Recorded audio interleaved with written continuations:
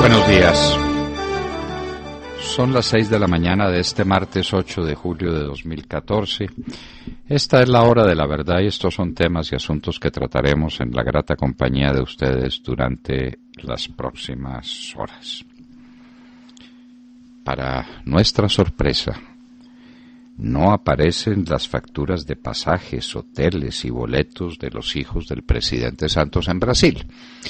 Creímos, tal vez ingenuos que somos, que tan pronto íbamos a hacer el análisis que hicimos aquí en la hora de la verdad y en lasdosorillas.com, inmediatamente iban a aparecer esas facturas y la noticia clara de que los hijos de Santos no fueron invitados por Pacific Rubiales. A propósito, el tema se ha crecido.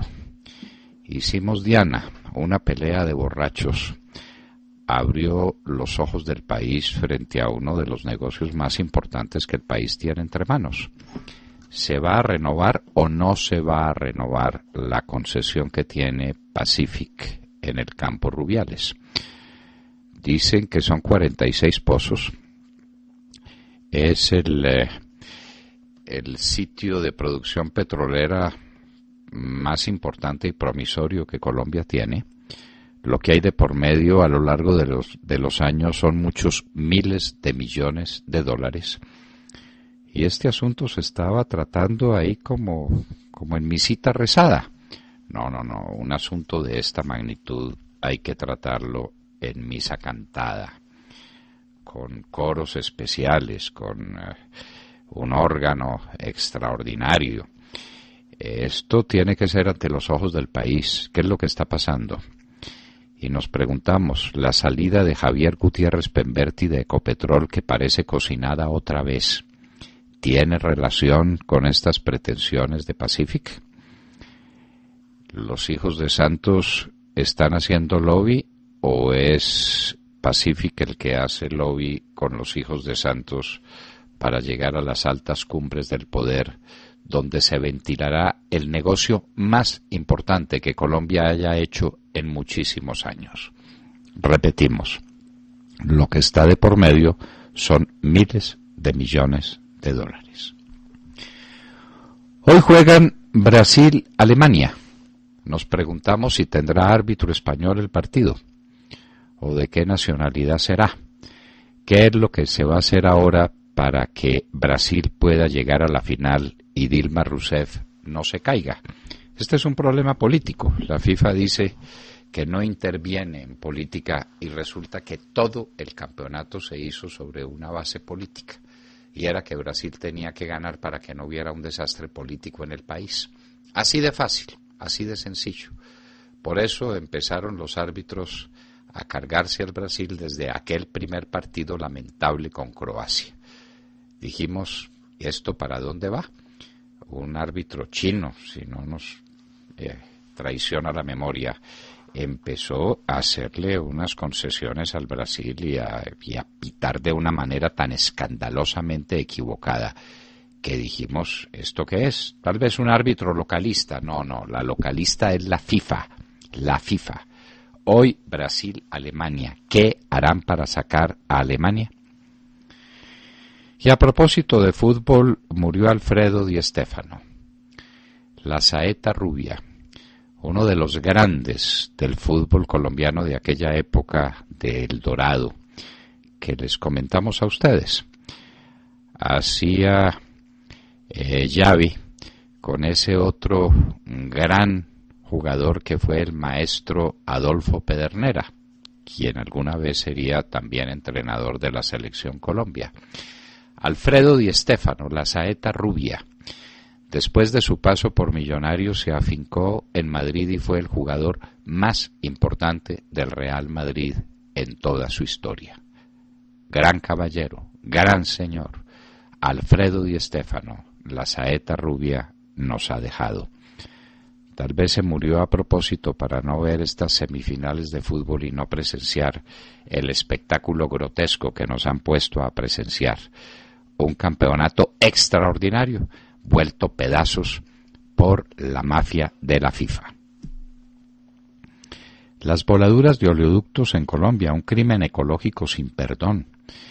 Vamos a hablar con el doctor Alejandro Martínez, presidente de la Asociación Colombiana de Petróleo, que tiene mucho que contar sobre esta materia. Recuerden ustedes el escándalo que se produjo con los vertimientos de petróleo en el Exxon Valdez primero y después en el Golfo de México por la British Petroleum, que iba habiendo pues un problema de Estado. Los vertimientos de petróleo que causan las FARC y el ELN son mucho peores que todo aquello. Están destrozando al país, volviéndolo pedazos. Es con ellos con los que hay que pactar el futuro de Colombia. Y a propósito del futuro de Colombia, con las víctimas hay una situación supremamente delicada. Hicieron una reunión y cuando vieron que las víctimas estaban en plan de preguntar y en plan de defenderse para no ser víctimas por segunda vez, les dijeron que no había tiempo, que no había lugar para preguntas. Este es un hecho supremamente grave. Recomendamos un artículo del doctor José Félix Laforí sobre el tema. Primero fue el Instituto Colombiano de Bienestar Familiar, luego el ICFES, ahora se habla de Ecopetrol, motivo pacífico, no motivo pacífico, el revolcón postelectoral. Y a propósito, se sigue insistiendo en que la salud del presidente Santos es delicada, que tiene una situación difícil, pero va a la Clínica Santa Fe a unos exámenes de rutina. Bueno, puede ser, esperamos que así sea y que el presidente goce de buena salud, porque no quisiéramos tener un problema en esa materia, ni quisiéramos que nos hubieran engañado otra vez. A raíz del accidente lamentable en Barranquilla, pedimos que hubiera claridad sobre el particular. El senador Juan Lozano había hecho una propuesta exigiéndole a los presidentes que se sometieran a exámenes médicos y que el país pudiera tener la certeza de que votan por una persona aliviada y que no están asumiendo un conflicto de esa naturaleza. Volvamos al Mundial. Se dice que hay plan en la FIFA para permisividad de los árbitros. Y dicen que es para que fluya el juego, para no interrumpirlo mucho. No. Es para moler a patadas a los jugadores hábiles y quitarle al Mundial toda su gracia, toda su alegría, todo lo que el fútbol tiene de extraordinario, que lo dan los talentos privilegiados. Los James Rodríguez, por ejemplo, los Juan Fernando Quintero, los Juan Guillermo Cuadrado, los que cambian la historia del fútbol. Y por supuesto los Messi, los Ronaldo, los grandes jugadores. Es a eso a lo que la gente va a los estadios, a ver a esos genios. Si los muelen a patadas, no hay genio que valga. ¿Qué está pasando en la Franja de Gaza? Habla con nosotros el embajador de Israel. Confesaron los culpables del crimen del joven palestino. Vuelan cohetes desde la Franja de Gaza contra el sur de Israel. La situación se complica a cada instante. Y oigan esta noticia, queridos amigos. Maduro contrató asesor. Le llega el cubano Orlando Borrego, quien fue asesor del Che. Como asesor del Che, primero fue asesor en la cabaña, fiscal en la cabaña, es decir, era el hombre encargado de fusilar a la gente inocente.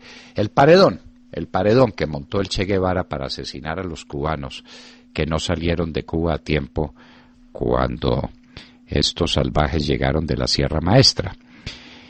Luego asesoró al Che en el Ministerio de Industria y luego participó en la reforma agraria y especialmente en lo que tuvo que ver con el azúcar. Y después de haber acabado con la economía cubana, estudió economía. Alguna cosa aprendió de economía y lo mandaron a especializarse a Rusia. Sabemos cómo eran esas especialidades. Pues este sujeto, asesino con el Che Guevara, que arrasó con la economía cubana, es ahora el asesor en materia económica de Maduro. Como se le fue Giordani, El que le renunció entonces trae a Orlando Borrego, que es este sujeto. Nueva York también aprueba uso medicinal de la marihuana. Van 23 estados que lo aprueban. La Iglesia Católica se opone al uso de la marihuana. La droga no se cura con droga. El Papa Francisco firme en ese tema. No a la legalización de la marihuana. Fuertes combates en Alepo, Siria. La guerra continúa. Suspendidas conversaciones con Irán. Irán definitivamente no cedió en puntos fundamentales que, a juicio de los 6 países que estaban negociando con Irán el desmonte o la limitación de su programa nuclear, para temas que son fundamentales para la construcción de la bomba atómica. Los 6 países le dijeron: usted nos tiene que dar garantías de que no está haciendo esto. Irán no las dio. Se suspendieron las conversaciones, luego no hay tal línea blanda en la conducción de Irán. Y volvemos otra vez al comienzo. Irán quiere la bomba e Israel no podrá permitir que la tenga. Murió Shevardnadze, uno de los grandes creadores o promotores de la democracia rusa, de los hombres que permitieron la transición del comunismo fracasado a una forma distinta de vida. Escuchamos a Shevardnadze pronunciando el discurso final en Columbia University y lo recordamos muy bien. Shevardnadze. Con Gorbachev abrió los espacios para la caída del comunismo. El Papa Francisco pide perdón a nombre de la Iglesia por acciones y omisiones. Acciones por esa locura incomprensible de los curas pederastas y omisiones porque la Iglesia no fue suficientemente severa y clara en el tratamiento de estos hechos bochornosos, vergonzosos. El Papa Francisco asume toda la responsabilidad. ¡Qué hombre grande es el Papa Francisco! Viene un supertifón a Okinawa, parece que será el más grande que en 15 años azote esa isla japonesa. El Banco de la República no compra dólares y el dólar está a 1.855 pesos. Esa es la situación del dólar. Y hoy en la historia, a propósito de lo que fue el desfile en Venezuela, con unos matones cubanos con sus uniformes de parada y la bandera cubana, recordaremos la batalla de Carabobo. La hubiéramos debido recordar hace poco porque fue el 24 de junio del año de 1820, pero todavía es tiempo para recordar esa batalla en la que el libertador fue enorme estratega. La batalla de Carabobo, que fue la confirmación de la batalla de Boyacá casi un año después. De todo esto y de mucho más hablaremos con ustedes en las próximas horas, en la hora de la verdad. Muy buenos días a todos. Bueno, en primer lugar quiero aclarar que hoy mi noticia es mitad noticia y mitad rumor. Es bueno aclararlo, porque durante la contienda electoral corrieron muchos rumores y entre esos rumores había uno que se repetía constantemente. Era sobre el estado de salud del presidente Juan Manuel Santos, de quien muchos aseguran que no es tan bueno como parece y es más crítico de lo que muchos piensan.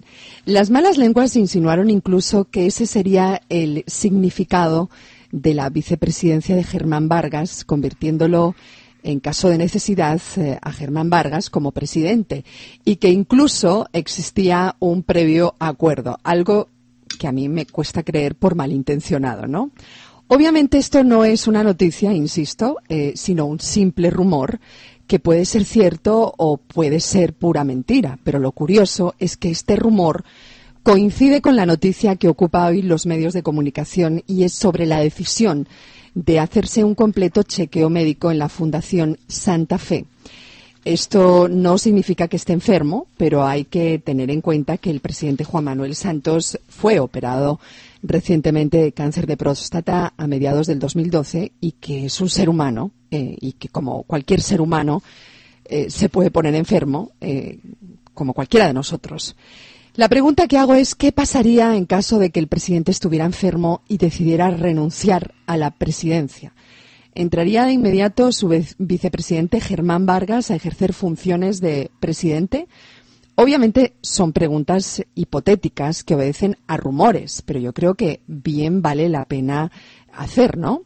Y por último, y muchos oyentes lo están diciendo en el chat, ¿cómo es posible que alguien falsificara la firma del presidente con la llamada tarde cívica, ¿se acuerdan? Del partido, y salgan ahora a denunciarlo con contundencia cuando en su momento el presidente solo escribió un Twitter, el presidente Twitter, ¿no? Bueno, Montserrat, le quiero leer lo que dice en su parte pertinente el artículo 202 de la Constitución Nacional. En caso de falta absoluta del presidente de la República, el vicepresidente asumirá el cargo hasta el final del período. Antes la Constitución decía que si la falta se producía en los 2 primeros años del período, era necesario convocar a nuevas elecciones, mientras había un manejo temporal del cargo de la presidencia. La Constitución del 91 lo cambió, y la falta puede producirse el primer día, y el vicepresidente ejerce como presidente de la República una vez que el presidente de la República tiene falta absoluta por cualquiera de las razones, porque muere, por incapacidad absoluta que se le reconozca, por renuncia, por cualquier razón. Eso es falta absoluta, el hecho que renuncie, por ejemplo, por sí, enfermedad, por ejemplo. Sí, señora. Eso ya. Sí, señora. Sí, señora. Sí, señora. Lo otro es la falta temporal que se produce cuando el presidente tiene un momento en que no puede ejercer el cargo. Por ejemplo, una enfermedad temporal. Hay que someterlo a una cirugía, necesita restablecerse, el presidente pide una licencia y se ausenta unos días del ejercicio del cargo, bien que se ausente del país o bien que permanezca en el país. Esa es una falta temporal. La falta absoluta se produce en estos casos y en ellos el vicepresidente ejerce la presidencia hasta el final del periodo, Montserrat.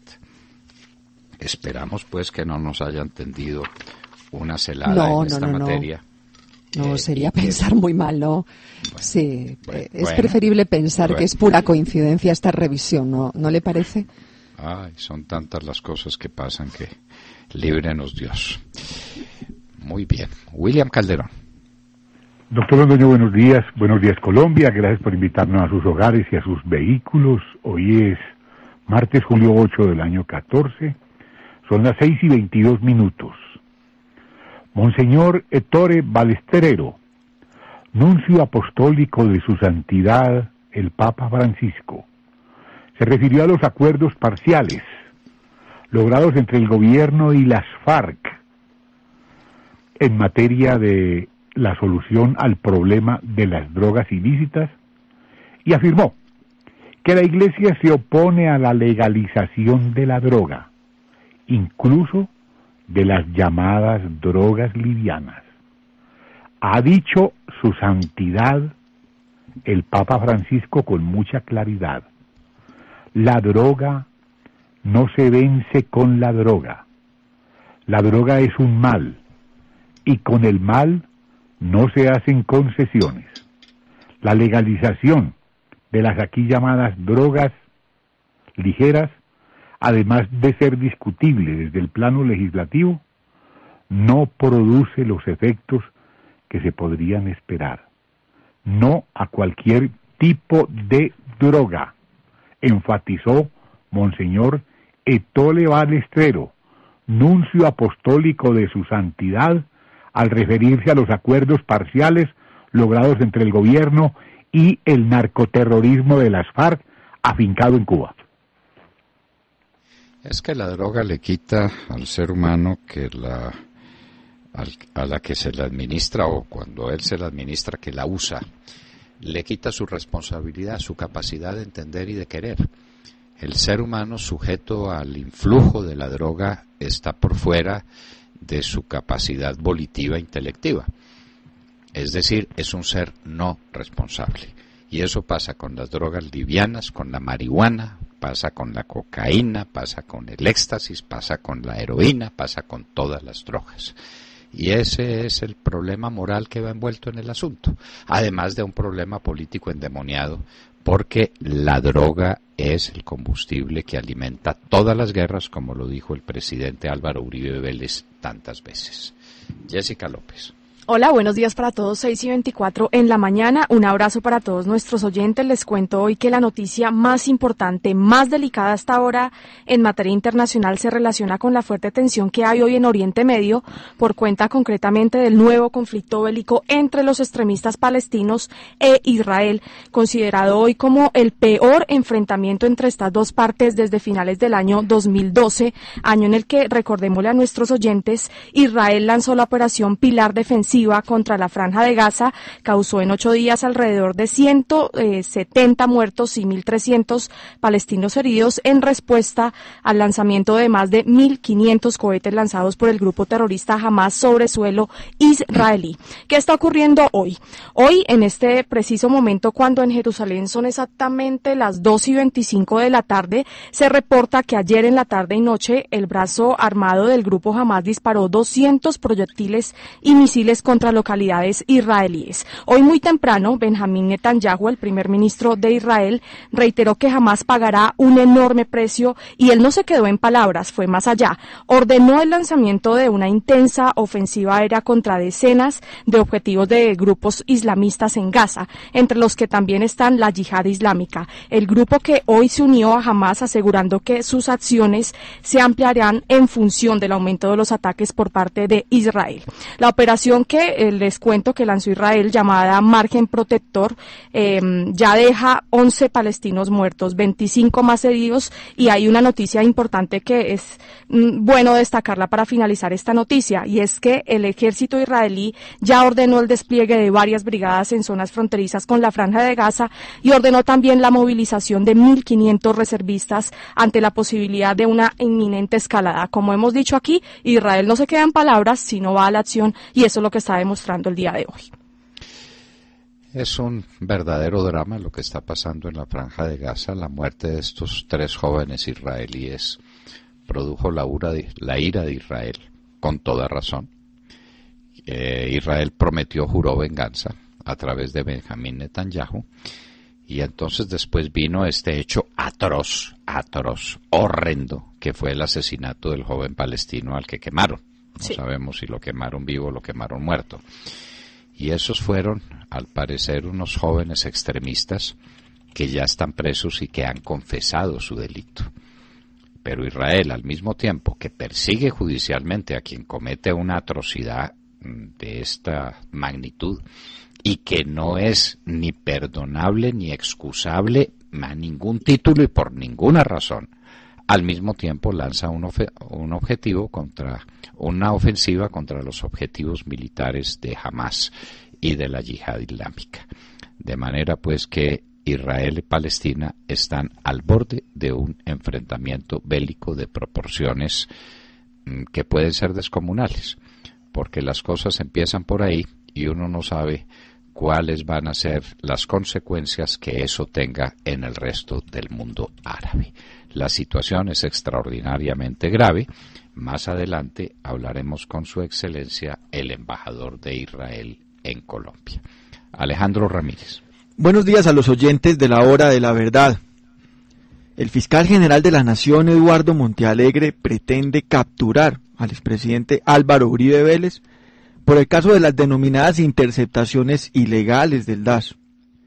En el último mes, hemos sido espectadores de una pretensión excepcional de la Fiscalía para lograr la repatriación desde Panamá de quien hasta hace pocas semanas fuera una asilada política, María del Pilar Hurtado, exdirectora del DAS.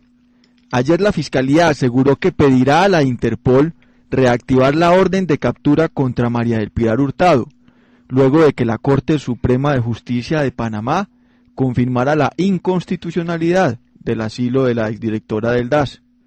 El fiscal Eduardo Montealegre ha reiterado la disposición del ente investigador para que María del Pilar Hurtado negocie con la justicia y ayude a aclarar los hechos que motivaron a interceptar defensores de derechos humanos, magistrados de la Corte Suprema, periodistas y congresistas de oposición del gobierno del presidente Álvaro Uribe Vélez. Estamos dispuestos, sobre la base de la verdad, a conceder, si es posible, detención domiciliaria, reclusión en establecimientos especiales, si ella no colabora en estos momentos con la justicia colombiana. Una vez dictada una sentencia, si se emite en su contra, ella pierde todos los beneficios por colaboración, dijo el fiscal.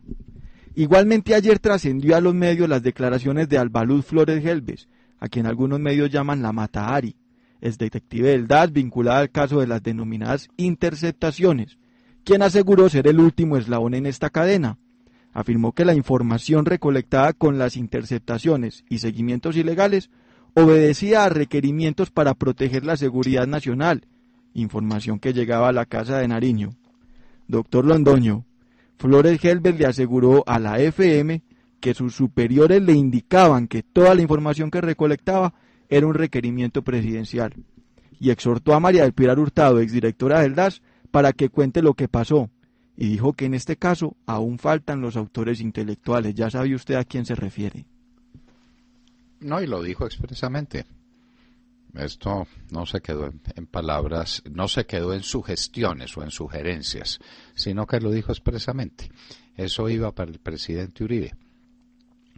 El que conozca a esta muchachita, a esta niña, que Flores Gelbes es como se llama, sabrá que es una muchachita de muy cortos alcances, es muy limitadita, pobrecita. Pero lo que quiero decir, ni me quiero burlar de ella, ni más faltaba, lo que quiero decir es que no hay derecho a que la pongan en esto. Pero la Fiscalía la pone en eso, porque ese es el fiscal Montealegre y ese es su estilo. Entonces le dice usted, verá qué quiere.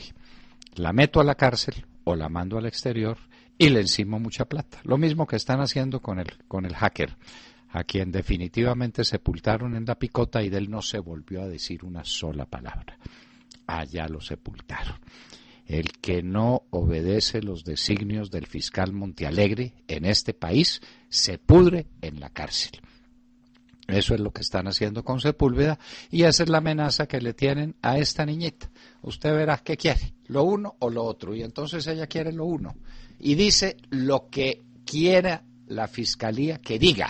Y entonces ahora está diciendo que sabía que todo lo que ella hacía, que era poner una maldita grabadora en una sesión de la Corte Suprema de Justicia, que además deben ser reuniones públicas y que no tienen misterio ni secreto ninguno, ni hay seguridad nacional de nada, y ahí hay magistrados de todas las tendencias y de todos los puntos de vista distintos.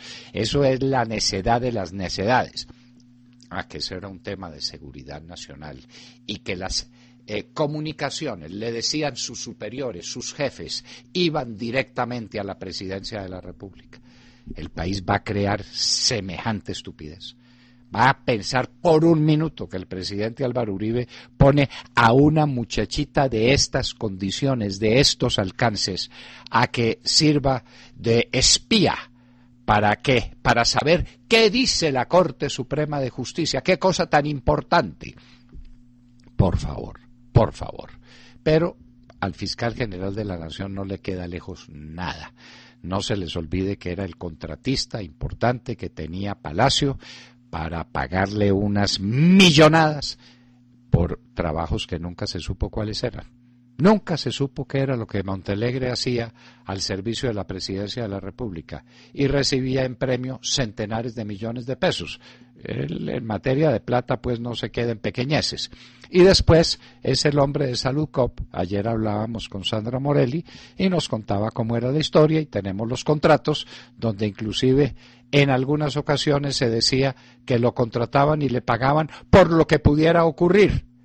Bueno, ese es Montealegre y ese Montealegre es el que está haciendo con esta muchachita del DAS lo que está haciendo, poniéndola a decir sandeces y estupideces a estas alturas de la vida. ¿Hace cuánto está esta muchachita en manos y en boca y en relaciones con este supuesto proceso de las chuzadas? ¿Hace cuánto? Y solamente ahora, en este momento, cuando empieza el Congreso, cuando el Centro Democrático va a ser una oposición seria, empiezan los ataques al presidente Uribe de parte de Montealegre, que desde luego nos cree a todos los colombianos un atao de imbéciles que no comprendemos para dónde va y qué es lo que quiere exactamente. No está con nosotros hoy Sergio Gel, se los queremos contar, queridos oyentes, porque venía para su trabajo por la autopista y cogió un verdadero cráter que hay en eso que llaman autopista, de Chía a Bogotá, ya pasada el vencimiento de la concesión, y se le rompieron las 2 llantas del carro, o 2 de las llantas del carro.